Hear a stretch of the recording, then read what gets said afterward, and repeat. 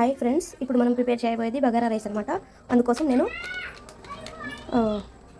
Basmati rice తీసుకున్నాను 3 cups. ఇప్పుడు తయారు చేసే విధానం ఒక బౌల్ తీసుకొని అందులోకి ఆయిల్ వేసుకోవాలి. అల్లం వెల్లుల్లి పేస్ట్ అనేది యాడ్ చేసుకోవాలి. బాగా కలుపుకోవాలి.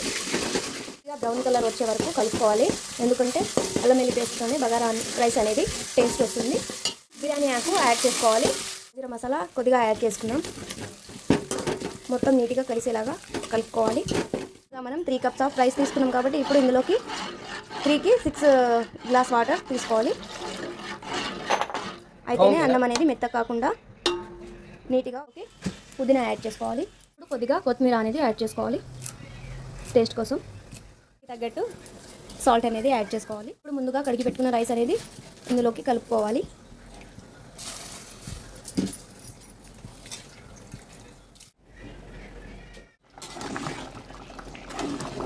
రైస్ని మధ్య మధ్యలో ఇలా చూస్తూ కలుపుతూ ఉండాలి.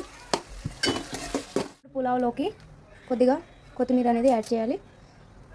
కొద్దిగా నెయ్యి యాడ్ చేసుకోవాలి.